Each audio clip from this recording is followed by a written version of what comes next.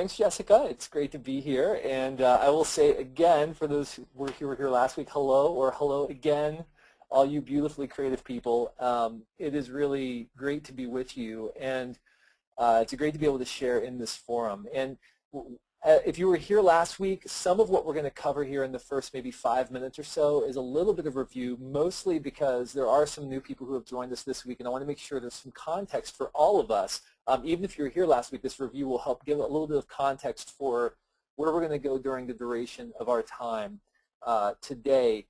You know, we live in an age of unprecedented workplace expectations, right? And most of us have to go to work every single day and deliver results. In other words, we have to come up with creative solutions in order to keep our jobs. And if we don't, then it's time to start working on our resume, right?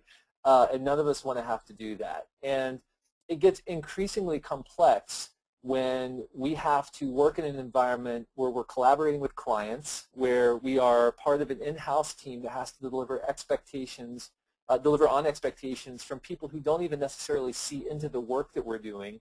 So many times internal creative organizations are like this black box inside the organization where people put things in, put expectations in and outcome results, but they really don't know much about how that process works. And so it just creates a tenuous situation for any of us who choose to try to make a living by creating or by inventing new things every day. And so what we're going to talk about today specifically, last week we talked about the individual side of this. Today we're going to talk about the organizational side, or how we can become people of influence within our organization, whether we're a creative leader or not, right? Because really leadership is everyone's responsibility.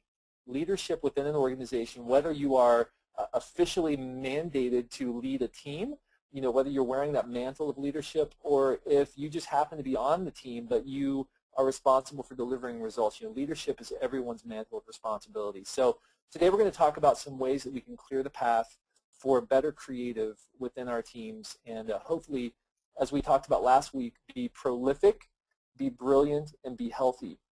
We talked about how it's easy to get two of these three things right. It's easy to be prolific and brilliant and not healthy, and you're fried, right?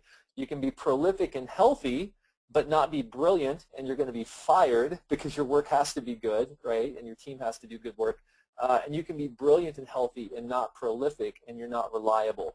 That's not good. What we want to do is we want to build a culture that is prolific, that is brilliant, and that is healthy. That's the ultimate goal for any creative organization, I believe, rather than what many of us do, which is kind of burn through the next crop, right? And then bring in new people and burn through the next crop and bring in new people. That just will not sustain over the long term, obviously.